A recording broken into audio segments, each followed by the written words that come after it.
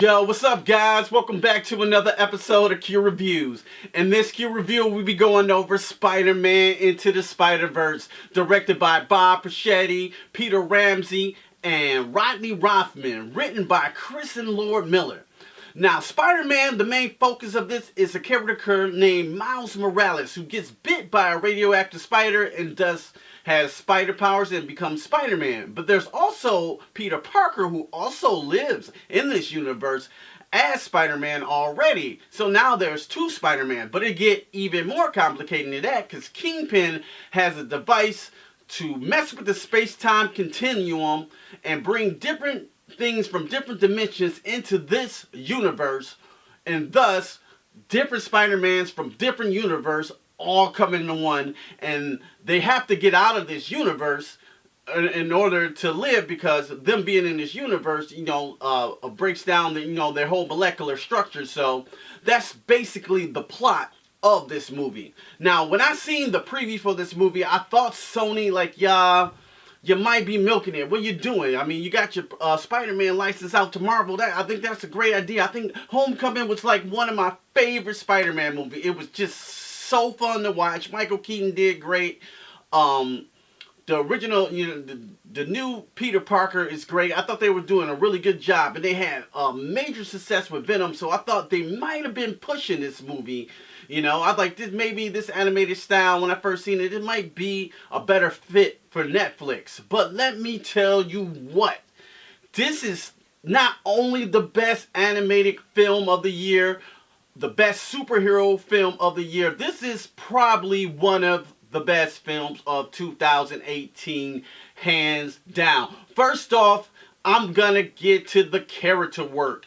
Miles Morales is that guy now. I couldn't believe the focus and the attention to detail that they gave to Miles Morales. They took their damn time with Miles Morales, and he was likable right off the bat. I'm telling you, he was an awesome character just to see on screen. Peter Parker is still the poster child of Spider-Man, and the Peter Parkers here are great. This voice casting in this movie, fire. Mahershala Ali, Brian T. Henry, Gwen Stacy, Shameik Moore, Jake Johnson, Lily Thompson even plays Aunt May. Nicolas Cage makes his appearance as Spider-Man Noir, and Nicolas Cage is having a great year from Mandy to Teen Titans. If you haven't seen him there, he plays Superman. He's absolutely hilarious.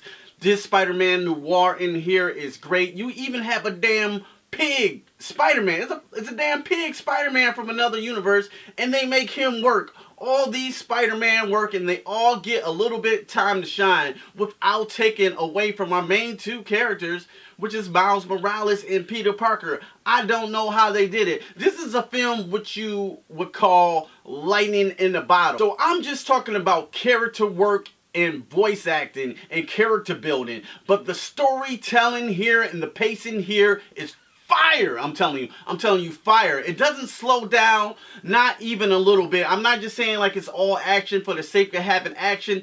It builds story. The movie is absolutely hilarious. I took my two sons, I had my best friend laughing. They laughed at certain things. We laughed at certain things, from the throwbacks from different Spider-Mans. Spider-Man is very aware of itself, almost to a Deadpool level, where it's kind of making fun of itself of some of the previous series in the Spider-Man universe. And they do it with such care. This is a monumental achievement, you hear me, in animation film. I've never seen nothing like this on the big screen. I'm telling you what, I come from a 3D background. I do 3D, and I was blown away by the visual storytelling of this movie. The soundtracks, now we have a Spider-Man that has Biggie in the soundtrack and a bunch of other slew of great artists. Such care was done by the cameo of Stan Lee. He had a cameo in this movie, and he just passed on. I just thought his cameo was perfect. It was so settling. Of course, it'll bring tears to your eyes. I rarely see a movie, that I like every single character. In this movie, I liked every single character in this movie. Mahershala Ali, especially, who plays Miles Morales' uncle. Wow. Such a cool dude in this movie. I just seen Green Book. He's nothing like this character at all, which shows to his talent and caliber of acting, man.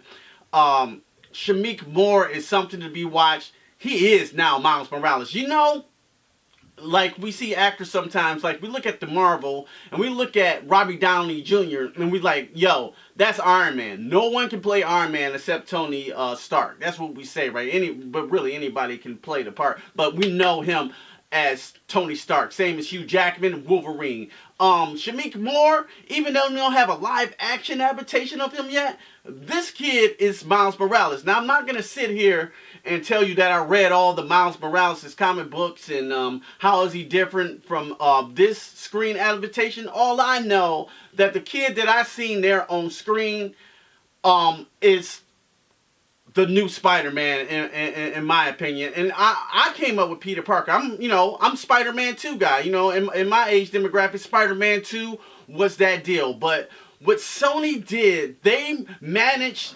to do something new. How the hell can you do something new with the Spider-Man franchise? It's been told all before. Get bit by a radioactive spider. He's nerdy. He's this. But they do something original and unique. This film is so unique in a visual aspect, a storytelling aspect, and cultural wise. Took my two sons to go watch Spider-Man because I'd seen the reviews. I knew now this may be something special. I think they need to see it. And to go to a movie and see Spider-Man as a black and Latino mix, and they represent it to the fullest. Like I said, they got Biggie in the movie, you know what I'm saying? Hip-hop plays a big part of it. And not only that we see a black Spider-Man and Latino Spider-Man, Spider-Man's also a woman. A weird Japanese girl. You know, Spider-Man's even old, like Nicolas Cage, Noir. And Spider-Man, you know, it's a damn pig. I mean, they managed to make all this work to make sure that you could be whatever you want. You can truly be Spider-Man. That was one of the main messages that I took away from this movie. Been going to movies every week this year, all the time. This movie, when the credits roll, roaring applause. I mean, for like a minute. Like, everybody was just sitting there clapping, which shows me like this movie will be a classic.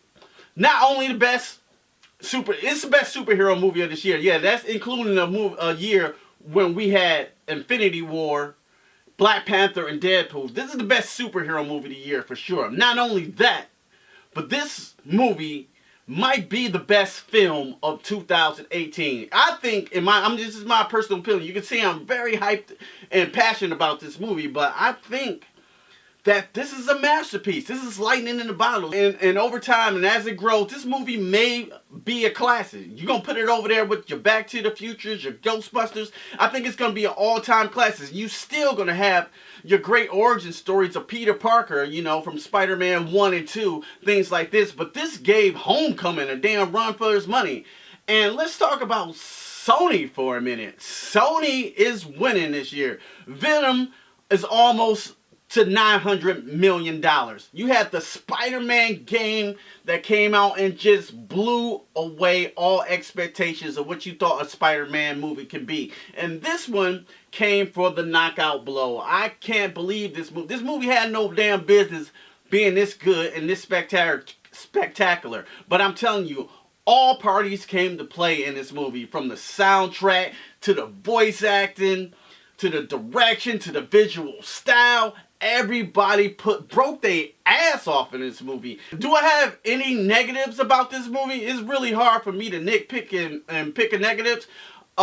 With all the character, all the crazy shit going on with all the Spider-Mans, you also have to have villains. Now, Liv Schreiber played Kingpin, and I thought he was an awesome Kingpin, intimidating and menacing, but they didn't focus a lot on his character. I mean, he didn't have a lot of backstory and a lot to dive into a villain for this film. But that's nitpicking. I think he was fine enough, intimidating enough. And I think his look was a little off. He was like, he was fucking huge, son. Like, he was a damn brick shithouse. He looked like Xbox Power Brick.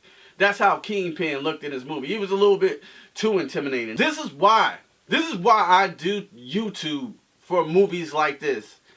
You know, to be able to talk and to express my feelings about a film that, you know, I feel so passionately about. I don't know what my YouTube channel can do or how much power and influence I have on people who want to see movies, but I tell you what, you should go see Spider-Man Into the Spider-Verse, pay full price, and see it on the big screen, because it's something special. It is truly something special, because nothing like this has been done before. Sure, you got your same old story arc, you've been bit by the spider, but they do it in this movie, and they do it in a creative way that you will just roll with the punches. So as for a score of Spider-Man Into the Spider-Verse, well, this is gonna be easy, yo. It's getting 5 out of 5 stars, whatever you want to call it. I wish I can give it a 6, because this movie is that damn fire to me. You know, other people might think differently, but I'm telling you the honest truth of what I seen on the screen and how I left and how special I felt when I left. This movie is a straight up, you know, 5 out of 5. I'm buying it day one on 4K. You best believe it. We come from a year that we have a black Spider-Man. We have, you know, Black Panther killed the box office. Diversity, that tells me that the world we live in now is changing, and we getting unique storytellings. What a hell of a year for Sony. What a chance they took on a movie that may not have worked. I didn't think it was gonna work when I seen that first trailer. I'm like, y'all should have released this on Netflix. Until I seen that that post-credits scene in Venom, like, holy shit, y'all got something here, and they delivered. This movie is a knockout punch. If you got kids, take them to go see this movie. Adults and children will love it as well. It's one of the best films of 2018. I can't shut my damn mouth off talking about it. So anyway, guys, thanks for watching this review. Are you going to go see Spider-Man? Skip that. Go see Spider-Man Into the Spider-Verse. If you like this video, hit me the thumbs up. If you really like this content, consider subscribing. And don't just stare at it. Eat it.